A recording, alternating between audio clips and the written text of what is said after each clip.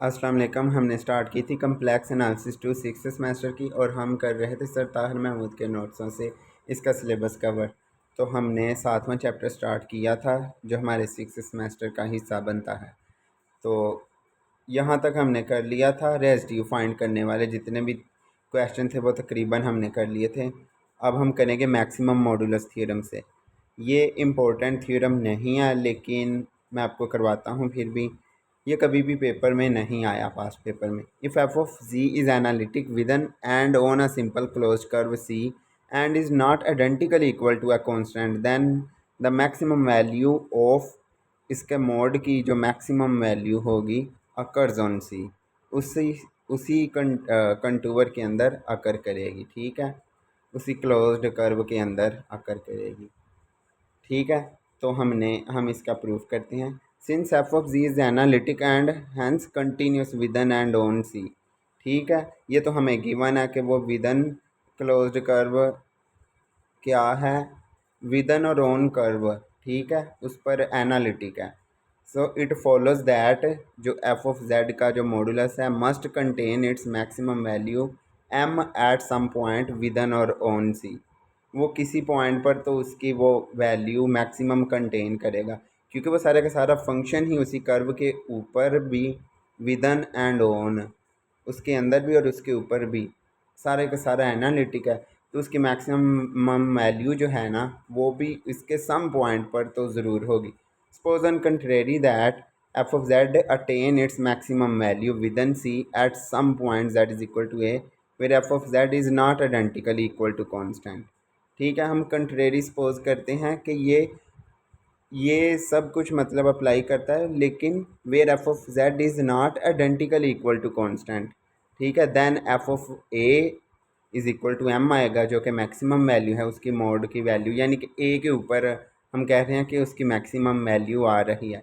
लेकिन यहाँ पे क्या है, where f of Z is not identically equal to constant. यहाँ पे हम ये नहीं कह रहे कि ये कॉन्स्टेंट है। ठीक है, मैक्सिमम वैल्यू सपोज C1। अच्छा, ये आप ये देख लें डायाग्राम, यहाँ पे कंटूवर दिए गए हैं। एक तो मेन क्लोज्ड कर्व है सर्कल वाली जो है आपको नज़र आ रही है, एक ये मेन कंटूवर है C, फिर उसके अंदर एक ये वाला कंटूवर है C2 और C1, और इसके अंदर एक ये C2 वाला कंटूवर भी और C3 वाला भी कंटूवर है।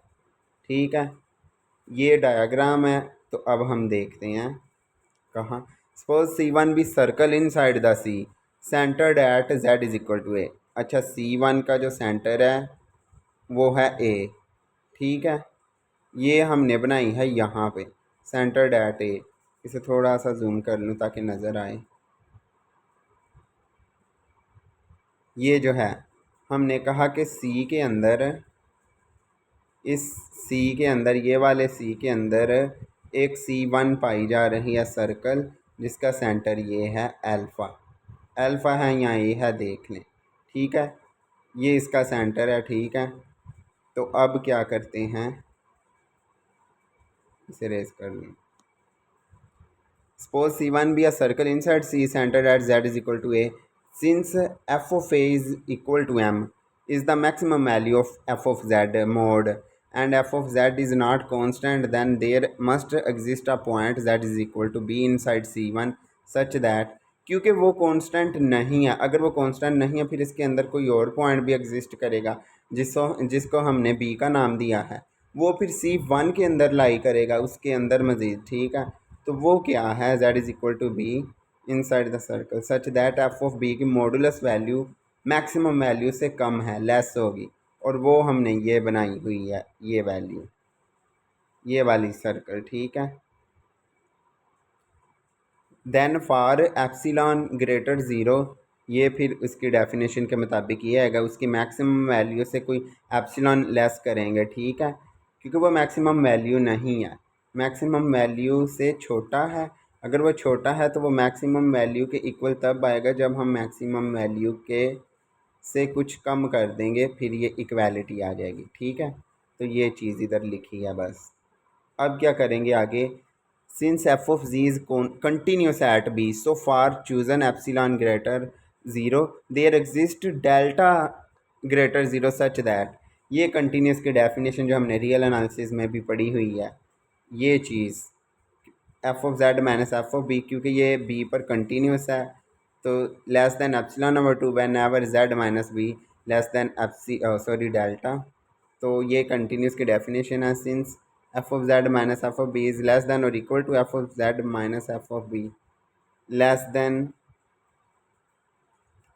देन क्या है, एप्सिलॉन। हाँ, ये चीज़ लिखी हुई है x mod minus y mod, ये लेस देन और इक्वल होता है इसके मज़ीद मॉड, इसके होल मॉड की वैल्यू के। ठीक है, x mod minus y mod का होल मॉड भी लिया गया है, उससे लेस देन होता है। ठीक है, तो अगर ये उससे लेस देन होगा और आगे इसका, तो हमें पता है कि ये एप्सिलॉन नंबर टू से लेस है ऊपर अभी कंटिन्यूस की डेफिनेशन के मुताबिक। ठीक है, तो ये चीज़ जो है, ये वाली चीज़ भी उससे लेस हो जाएगी। ठीक है, तो ये जब लेस होगी तो हम यहाँ पे शिफ्ट कर सकते हैं, एफ ऑफ जेड जो है ये जो है उस तरफ शिफ्ट कर सकते हैं, तो ये बन जाएगा। ठीक है, अब यहाँ पे ये देखें, यहाँ पे इसकी वैल्यू रिप्लेस कर देते हैं एफ ऑफ बी की क्या है value, m minus epsilon plus ये वाला एप्सिलॉन एज इट इज़, और इसको जब हम सब्ट्रैक्ट करेंगे तो m minus epsilon over two हो जाएगा एफ ऑफ जेड जो है। अब देखें यहाँ पे क्या हो रहा है, F of Z is less than m minus epsilon हो रहा है। इट मीन्स के हाँ, for all z satisfying z minus b delta, ये तो साथ साथ चलता आ रहा है, इसलिए यहाँ पे हमने मेंशन कर दिया। That is, for all z lying inside a circle C2 centered at B and radius delta, now draw a circle C3 centered at A। अब हमने एक C3 भी ड्रा की। अच्छा, C3 को एक बार देख लेते हैं डायाग्राम में।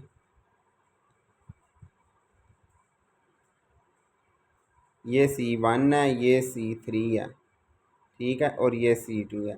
C2 सेंटर्ड एट B है और C3 भी हमने A के सेंटर पर बनाई। ठीक है, तो अब हम क्या करते हैं, कहाँ गई, centered at a which passes through the point Z is equal to b. हाँ, वो पॉइंट बी से गुजर रही है उसकी arc. The arc p q of circle c three lies within circle c two. बिल्कुल, सी थ्री की जो आर्क है वो सर्कल सी टू से गुजर रही है। ठीक है, ये लिखा हुआ है। आगे क्या है, passes through ZB. The arc of PQ of circle C3 lies within the circle C2, so that on this arc we have f of z less than m minus epsilon over 2. On the remaining of arc of C3 we have f of z। हाँ, जहाँ पे बस वो इसके अंदर है वहाँ पे ये वाली चीज़ होल्ड करेगी, क्योंकि ये C2 का क्राइटेरिया था। सर्कल हमने जो 2 का था वहाँ पे ये चीज़ निकली थी, तो ये जो उसके अंदर वाला जो इसका आर्क का हिस्सा आएगा वहाँ पे ये चीज़ एग्जिस्ट करेगी, लेकिन जो उसके बाहर वाला हिस्सा होगा C3 का, वहाँ पर ये चीज़ एग्जिस्ट करेगी कि वो उसकी मैक्सिमम वैल्यू से या तो लेस है या इक्वल है। ठीक है, the radius of C3 is evidently R is equal to B minus A. ये रेडियस इसका B माइनस ए कैसे आया, ज़ाहिर है C3 देखो इसका सेंटर ये है, यहाँ से लेकर इतना इसका रेडियस होगा B तक का। ठीक है, तो ये B तक का जो इसका रेडियस है वो A से B का फासला है, यानी B माइनस ए उसे लिख सकते हैं, बिल्कुल लिख सकते हैं, ये उसका रेडियस है। बाय काशी इंटेग्रल फार्मूला जो हमने 5th सेमेस्टर में पढ़ा है। Then by Cauchy integral formula F of A is equal to 1/2 pi iota contour closed contour जो हमने 5th सेमेस्टर में पढ़ा है C3 से, F of Z over Z minus A D Z. ठीक है, हम क्लोज्ड कंटूवर में ऐसे ही पढ़ते थे कि जो उसके अंदर पॉइंट लाई करता है उसके लिहाज से ये formula. Now on C3 Z minus A, यहाँ पे अब वैल्यूज़ को सब्सटीट्यूट करेंगे in polar coordinate. Z minus A की जगह हम क्या लिख सकते हैं, आर ई की पावर योटा थीटा। यहाँ से हम ये फाइंड करें तो ये आ जाएगा, ए को उधर शिफ्ट करें, z is equal to a plus r iota e iota theta. ठीक है, अब यहाँ पे आगे देखें, सो डी जेड इसका डिफरेंशियल फाइंड करें तो ये आ जाएगा। अब क्या है, एफ ऑफ इसमें वैल्यूज़ रिप्लेस कर देंगे, सब्सटीट्यूट कर देंगे वैल्यूज़ को सब्सटीट्यूट करने से हमें क्या मिल गया, इसकी इंटीग्रेशन जो कि ये होगी, मैं बताता हूँ। यहाँ पे सब्सटीट्यूट करने के बाद ये कुछ कटिंग होगी, कटिंग होने के बाद आयोटा जो है ये बाहर वाले आई से कैंसिल हो गया, कटिंग होने के बाद ये नीचे आ जाएगा एफ ऑफ ये दिस वन। और अब इसकी इंटीग्रेशन करते हैं कैसे, इसको पहले ये 0 से 2 पाई तक है, इसको 0 से अल्फ़ा तक तोड़ें और अल्फ़ा से 2 पाई तक तोड़ें, इसके दो पार्ट बनाने। Where m angle p o q is equal to alpha and remaining angle from alpha to 2 pi. ठीक है, तो अब हम यहाँ पे मोड लगाएंगे। ठीक है, दोनों तरफ मोड लगाया, क्या आएगा, यहाँ पे ये मोड आ गया। अच्छा, यहाँ पे जब मोड लगेगा ये वाली चीज़ ग्रेटर हो जाएगी। ठीक है, ग्रेटर और इक्वल हो जाएगी, क्योंकि ये दो टर्म का सम है और इनको अलग अलग अगर मोड लगाएंगे तो ये ग्रेटर हो जाएगी। ग्रेटर भी हो सकती है और इक्वल भी हो सकती है। अब आगे चलें तो क्या है, इसके आगे क्या आएगा,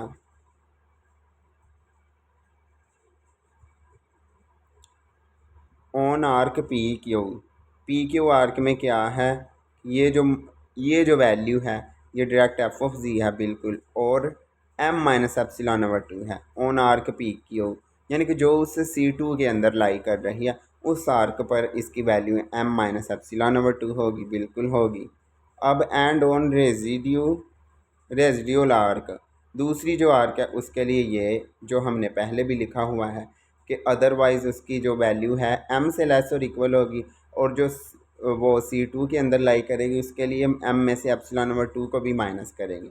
ये दोनों हमने लिख ली। अब हम आगे क्या करेंगे, उसकी जगह वैल्यूज़ रिप्लेस कर ली। ये 0 से अल्फ़ा के लिए ये रिप्लेस की और अल्फ़ा से 2 पाई के लिए m रिप्लेस किया। ठीक है, दोनों के लिए हमने ये रिप्लेस कर दिया। अब यहाँ पे इक्वालिटी ख़त्म हो जाएगी, बस ग्रेटर वाला साइन आएगा। ठीक है, तो अब हम आगे चलते हैं।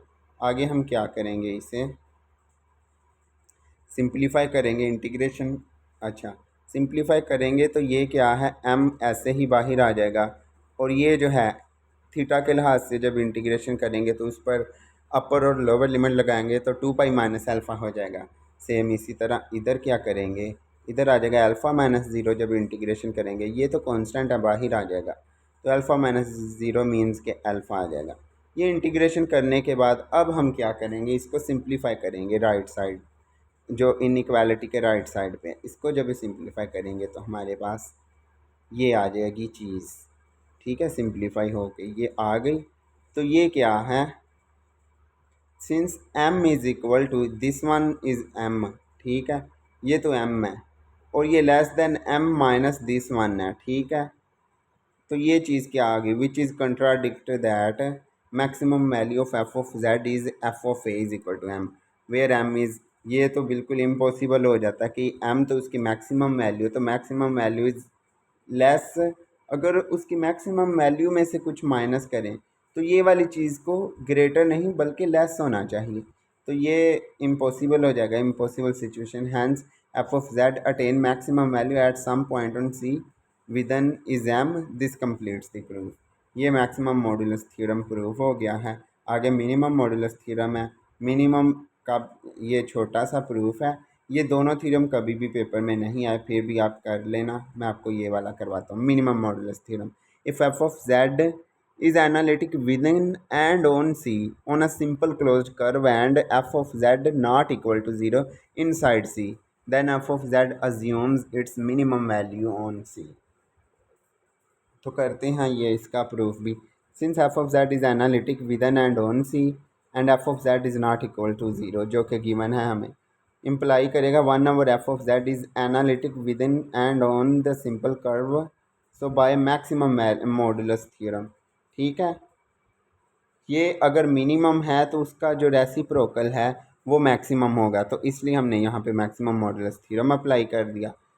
मैक्सिमम मॉडुलस थ्योरम के मुताबिक ये चीज़ होगी, फिर ये अटेन करेगा अपनी maximum value m, capital M, consequently ये आ जाएगा is the minimum value of F of that.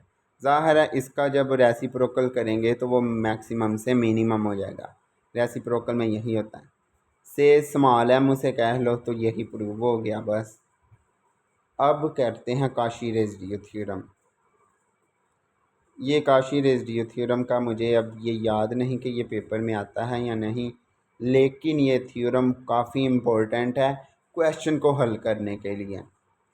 ठीक है, वैसे तो आपको प्रूफ भी मैं करवाता हूँ, लेकिन ये थ्योरम क्वेश्चंस में बहुत ज़्यादा यूज़ होता है, तो आपको ये करना ही करना है, ज़बानी भी याद करना है और इसका प्रूफ भी कर लेना। इसकी स्टेटमेंट क्या है? Cauchy residue theorem. If F of Z is a complex valued analytic function within and on a closed contour C except at pole z is equal to a1, z is equal to a2 up to so on an, also r1, r2, rn be residues at a1, a2 up to an respectively, then Kashi residue theorem होगा function का बराबर आएगा 2 pi iota times summation of these residues. उन्होंने क्या कहा, मैं आपको ये सिंपल अल्फाजों में इसकी डेफिनेशन बताता हूँ। उन्होंने कहा एफ ऑफ जेड कोई भी एक कम्प्लेक्स वैल्यूड फंक्शन है और ये जो जेड की ये जो वैल्यूज़ दी हैं ये वो वैल्यूज़ हैं जहाँ पे फंक्शन नॉट एनालिटिक होता है, यानी कि अनडिफाइन होता है किसी within the domain within and on closed contour सी।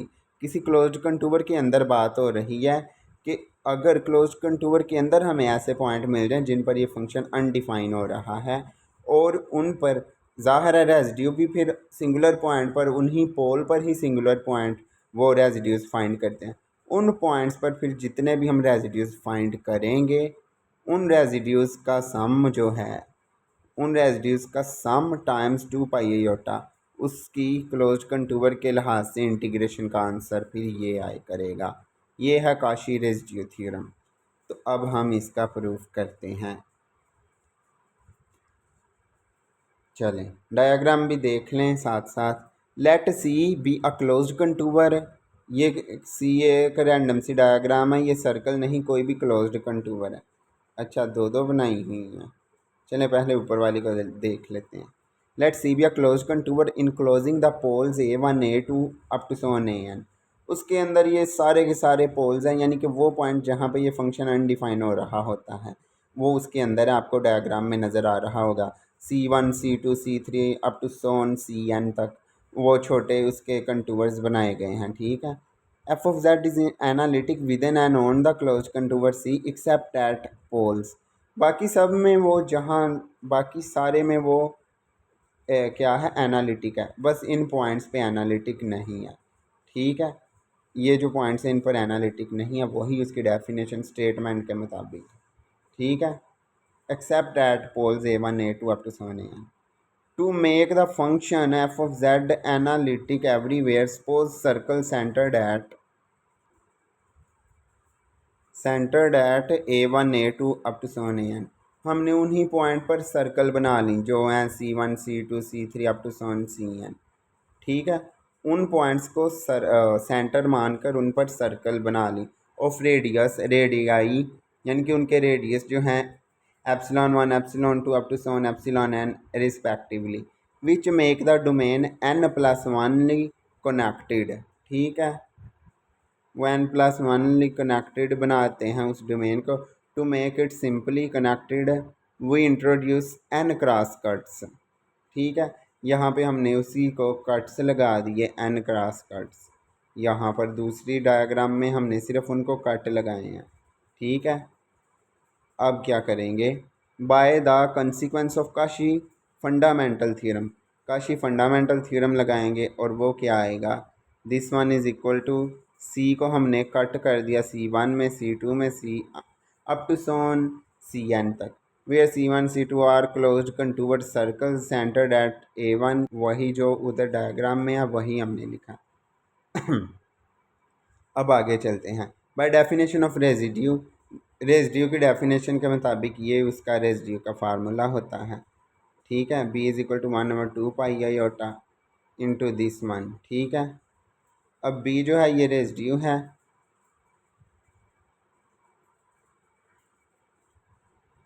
तो हम क्या करेंगे यहाँ पे F of Z 2 pi iota times b आ जाएगा बाय डेफिनेशन ऑफ रेजिड्यू। ठीक है, यहाँ से इसको क्रॉस मल्टीप्लाई बस करवाया है। और अब क्या है, b जो है रेजिड्यू है तो हम रेजिड्यू भी अब हम फाइंड करेंगे। हैंस जो है C1 के लिए ये फार्मूला बनेगा 2 पाई आयोटा यानी B1, और B1 जो है वो R1 है क्योंकि वो रेजिड्यू है।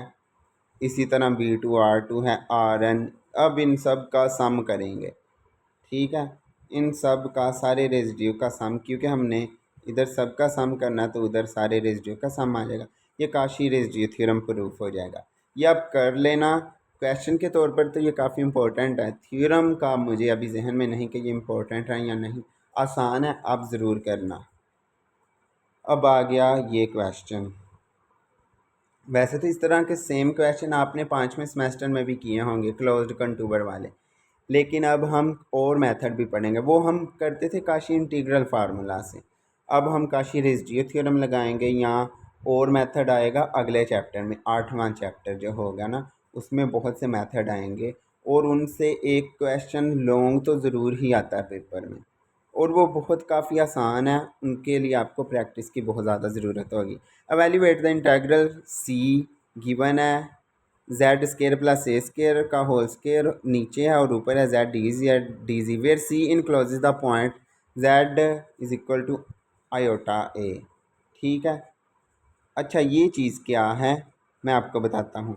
पहले इसको अगर देखें तो इस यहाँ पे z की वैल्यू आती हैं आयोटा ए प्लस और माइनस वाला भी आती है, लेकिन उन्होंने कहा है हमने सिर्फ उस पॉइंट पर रेजिड्यू फाइंड करने होते हैं जो सर्कल, जो क्लोज कर्व या कंटूबर होता है उसके जो अंदर लाई करते हैं। तो उन्होंने कहा है encloses the point only this point inside the contour. ठीक है, तो हमने सिर्फ इस पॉइंट पर ही रेजिड्यू फाइंड करना है। वैसे सेम इसी क्वेश्चन का हम पीछे रेजिड्यू फाइंड कर चुके हैं, लेकिन यहाँ पे दोबारा कर लेते हैं फाइंड। ठीक है, चूँकि हमें पता ये पोल ऑफ आर्डर 2 है तो z is equal to iota A के लिए हम रेजिड्यू फाइंड करेंगे पहले इसका। दिस वन ये है, ये चीज़ आ गई, ऑर्डर 2 है तो इसका रेजिड्यू। मैं यही कह रहा था कि आपको रेजिड्यू का क्वेश्चन आए ना आए, क्वेश्चन बाद में इस तरह के आएंगे कंटूर इंटीग्रेशन के, उसमें आपको रेजिड्यू फाइंड करने आने चाहिए। कम्प्लेक्स एनालिसिस में ज़्यादा आपका सिलेबस रेजिड्यू का ही है। ठीक है, residue of F of z at z is equal to iota है, तो इसके लिए क्या करेंगे, डेरिवेटिव वाला फार्मूला लगाएंगे। एक बार डेरिवेटिव लेंगे, ये इसको इसके साथ कैंसिल करके एक बार डेरिवेटिव लेंगे जो कि क्वेश्चन रूल से आ जाएगा। क्वेश्चन रूल लगाने के बाद यहाँ पे z is equal to iota है पुट करेंगे तो इसकी वैल्यू ये आ गई, जो कि हम ऑलरेडी पहले ये क्वेश्चन किया था। वहाँ पे आयोटा ए का ये आया था आंसर, और माइनस आयोटा ए के लिए यहाँ पे हाँ ये आया था आंसर। माइनस एयोटा के लिए वो भी कुछ माइनस करके था उसका आंसर। चलें, यहाँ पे हमारे पास ये रेजिड्यू आ गया। अब हम रेजिड्यू थ्योरम लगाएंगे कि डायरेक्ट जो हमें क्वेश्चन गिवन है उसका आंसर क्या होगा। हम इसे डायरेक्ट इंटीग्रेट करते तो वो हमसे नहीं था होना, लेकिन हमने क्लोज्ड कर्व कंटूबर के लिहाज से इंटीग्रेट करना है, तो इसका डायरेक्ट जवाब होगा 2 पाई आयोटा इंटू जो हमने रेजिड्यू फाइंड किया है। ठीक है, वो रेजिड्यू ये फाइंड किया तो 2 पाई आयोटा को इसके साथ मल्टीप्लाई कर दें। ठीक है, तो ये हमारा आंसर आ जाएगा, ये आयोटा आयोटा से कैंसिल, तो यही इसका डायरेक्ट आंसर बनता है। ये फाइनल आंसर है कंटूर इंटीग्रेशन का। आगे एक और क्वेश्चन है, evaluate the integral f5z minus 2 over z into Z minus 1 where C is equal to, contour क्या है, एक सर्कल है, सर्कल की इक्वेशन है। ये मैंने आपको बताया था z minus a is equal to r होता है। आर यहाँ पे रेडियस 2 है, ए यहाँ पे सेंटर है जो कि 0 है, और z एज इट इज़। ठीक है, तो सेंटर जो है 0 0 पर एक सर्कल बन रही है जिसका रेडियस 2 है, तो यहाँ 1 2 कदम चलते हैं तो ये चीज़, ये इस तरह की सर्कल बनेगी। पॉइंट फाइंड करने हैं, z is equal to 0, z is equal to 0 इसके अंदर ही आता है, z is equal to 1। z equal to 1 क्या है, दरअसल ये रियल पार्ट है, रियल पार्ट है तो रियल एक्सिस पे ये दोनों पॉइंट इसके अंदर आ रहे हैं। इट मीन्स कि हमने z इज़ इक्वल टू 0 पर भी और 1 पर भी, दोनों पर वो रेजिड्यू फाइंड करने हैं। यानी कि ये वाले जो नीचे हैं ना सिंगुलर पॉइंट देखने होते हैं कि ये इस कंटूबर के अंदर आ रहे हैं या नहीं, जो अंदर आएंगे सिर्फ उन पर ही रेजिड्यू फाइंड करने हैं। ठीक है, पिछले क्वेश्चन में क्या था कि उन्होंने कहा था सिर्फ आयोटा ए वाला ही जो है वो इसके अंदर आ रहा है, इसलिए हमने सिर्फ इस पे रेजिड्यू फाइंड किया था। लेकिन नीचे वाले क्वेश्चन में क्या है कि हम दोनों पर ही रेजिड्यू फाइंड करेंगे। आप इस क्वेश्चन को काशी इंटेग्रल फार्मूले से भी कर सकते थे, ठीक है, जो हमने ऑलरेडी 5वें सेमेस्टर में कर चुके हैं। लेकिन अब हम रेसिड्यू थ्योरम से करेंगे। रेसिड्यू थ्योरम से कैसे करेंगे? Pole of F of Z are Z is equal 0 and 1 of order 1, दोनों आर्डर 1 के हैं। तो अब दोनों ही both poles lie inside this circle, ठीक है। ये इस सर्कल के इन साइड में लाई करते हैं, वो मैंने आपको बता दिया है कैसे, ठीक है। तो अब हम करते हैं आगे। आगे क्वेश्चन है, हाँ, ज़ीरो पर इसका वो रेसिड्यू फाइंड करते हैं, तो काफ़ी आसान है। z into f of z करेंगे और limit z approaches to zero, z से कैंसिल। अब यहाँ पर z की जगह ज़ीरो पुट करें तो ये 2 आ गया, एक रेसिड्यू हमारे पास 2 आ गया, इसको r1 का नाम देते हैं। दूसरा जो है r2 है, जो कि 1 के लिहाज से है। सेम उसी तरह ये कैंसिल होके z की जगह 1 आएगा, तो ये 3 आ गया। हमारे पास रेसिड्यू r1 आ गया 2 और r2 आ गया 3, ठीक है। तो रेसिड्यू का सम क्या आएगा? सम ऑफ द दो बोथ दीज रेसिड्यू 2 + 3 = 5। अब हम काशी रेसिड्यू थ्योरम लगाते हैं। काशी रेसिड्यू थ्योरम क्या है कि उसकी integration 2 pi iota time sum of residue होगा।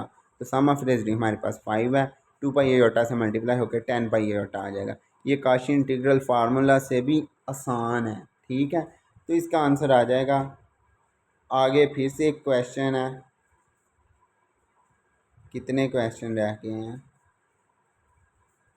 हाँ, 2-3 क्वेश्चन है, फिर ये कुछ चैप्टर ख़त्म हो जाएगा।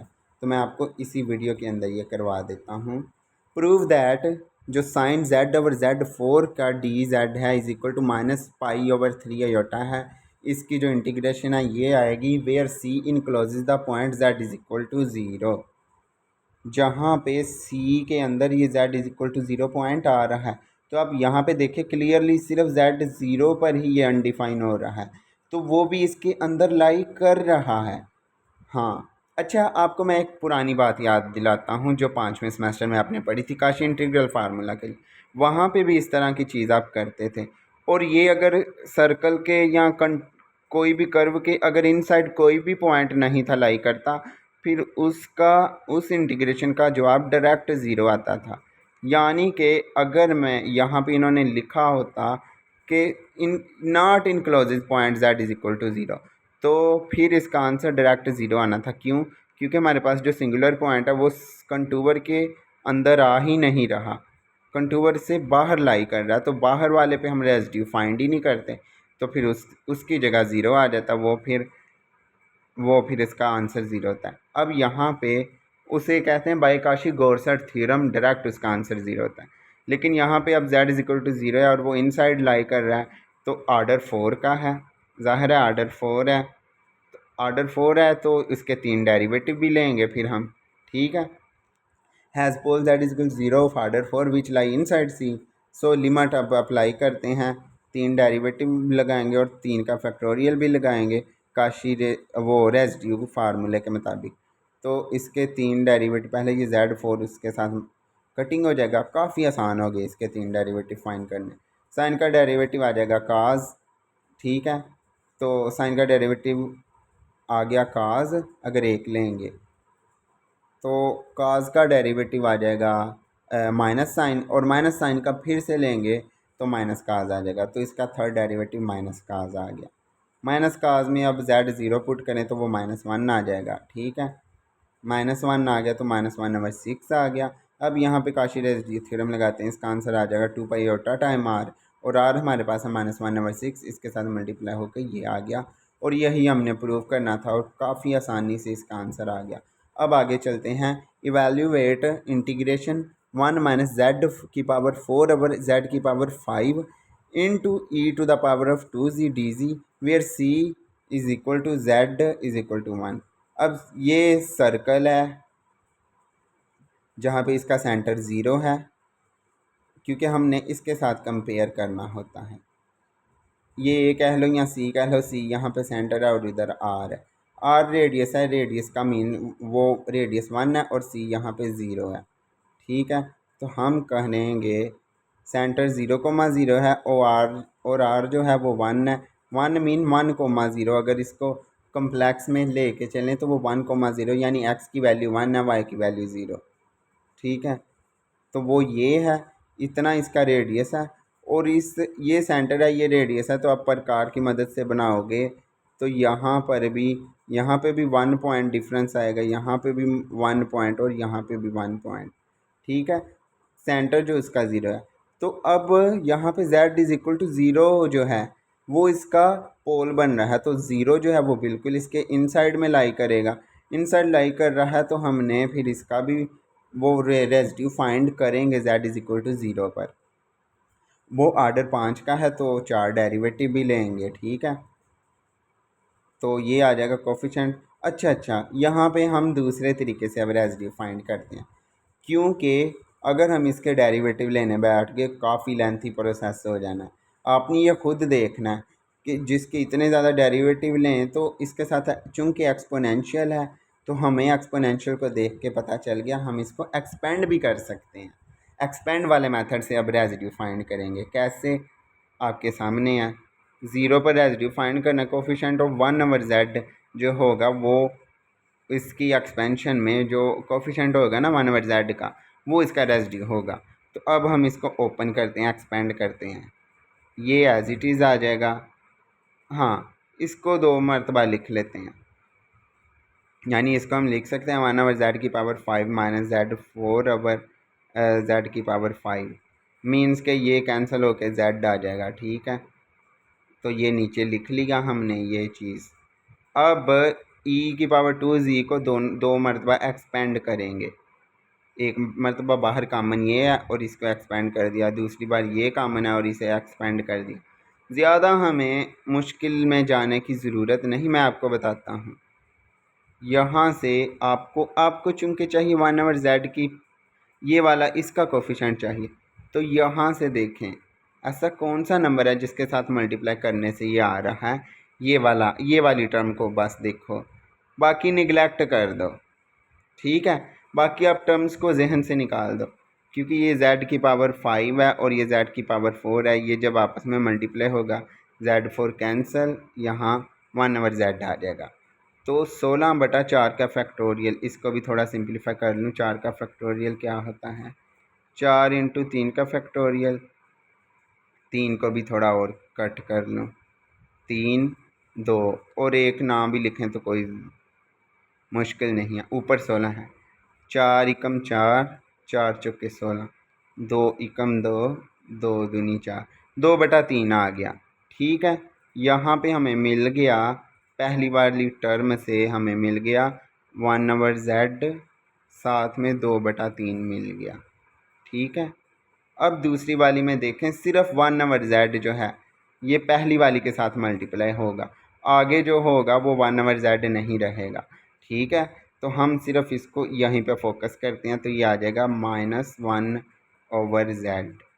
अब यहाँ से ये कॉमन करें तो क्या आएगा, 1/z को दोनों तरफ से कॉमन कर लेता हूँ मैं, यहाँ पे 1 आ जाएगा और वहाँ पे ये 3 एकम 3, तो ये -3 और 2 -3 क्या आ जाएगा, 3 एकम 3 -2 करें तो -1/3 आ जाएगा। ये इसका रेजिड्यू होगा। अब सर ने कैसे किया है, -1/3 इसका रेजिड्यू होगा। हाँ, सर ने भी यही लाया है, लेकिन मैंने आपको शॉर्ट ट्रिक बता दी, इतना ज़्यादा लेंथ ही लिखने की ज़रूरत नहीं। सर ने क्या किया है कि पहले इसको हर तरफ अंदर मल्टीप्लाई कर दिया, इसको भी कर दिया, तो ये चीज़ें आ गई। तो यहाँ पे एक हमें ये टर्म मिल गई और एक हमें कहाँ गई, ये टर्म मिल गई। ठीक है, तो वही मैंने बस यहाँ पे डायरेक्ट बाकियों को निगलेक्ट कर दिया था, डायरेक्ट इन पर ही फोकस किया था और इनमें से वो कॉमन करके इनका रेजिड्यू निकाल दिया। So coefficient of this one is 2/3 - 1, तो ये -1/3 हो गया, इसका रेजिड्यू आ गया। अब Kashi residue theorem formula apply करते हैं, तो आर की जगह ये रिप्लेस कर दें तो ये इसका आंसर आ जाएगा। काफ़ी आसान था, मुश्किल कुछ भी नहीं है इसमें। अब ये देखते हैं, आई गेस कि ये पेपर में क्वेश्चन काफ़ी बार आया है मुझे लगता है। ठीक है, तो आसान है, काफ़ी आसान है। उन्होंने कहा कि एक सर्कल है जिसका सेंटर 0,0 है लेकिन रेडियस 5,0 है। तो इट मीन्स कि ये जो सर्कल बन रहा है यहाँ यहाँ यहाँ यहाँ 5 पॉइंट्स तक का फासला है। और z इज़ इक्वल टू 1 जो है, यानी z इज़ इक्वल टू +1 है, वो इधर लाई करेगा, अंदर है वो। z इज़ इक्वल टू -3 वाला इधर लाई करेगा, वो भी अंदर है क्योंकि यहाँ तक 5 की लेंथ है उसका रेडियस, तो -3 इसके अंदर ही लाई करेगा। फिर z इज़ इक्वल टू 4, वो भी इसके अंदर लाई करेगा। तीनों पॉइंट्स जो हैं ऑर्डर 1 के, पोल जो हैं ऑर्डर 1 के सारे तीनों के तीनों इस सर्कल के अंदर लाई करते हैं। तो pole of f of z are z01 -3 4 which lie inside the circle. ठीक है, सारे के सारे इनसाइड लाई कर रहे हैं और ऑर्डर 1 के हैं, तो हम इन पर सिंपल रेजिड्यू फार्मूला लगाएंगे। तो ये इन पर वो कटिंग हो के इसकी लिमिट पुट करें और पहला रेजिड्यू आ गया -1/12। ये मुझे अब डिटेल से एक्सप्लेन करने की ज़रूरत नहीं, आपको पता है ये कैसे फाइंड हो रहा है। जब z -3 के लिए करेंगे तो z +3 से मल्टीप्लाई करेंगे, कटिंग करा के लिमिट पुट करेंगे और 13/28 आ जाएगा।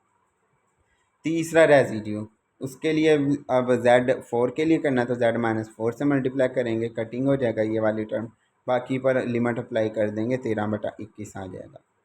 तीनों के तीनों रेजिड्यू फाइंड हो गए, तीनों का सम कर लेते हैं। सम करेंगे तो सिंप्लीफाई करने के बाद 1 आ गया, इनका सम करने के बाद 1 आ गया, तो काशी रेजिड्यू थ्योरम लगाते हैं। 2π टाइम्स समेशन आर की जगह 1 और 2π इसका आंसर आ गया। ये पेपर में आया हुआ है क्वेश्चन। अब अवैल्यूएट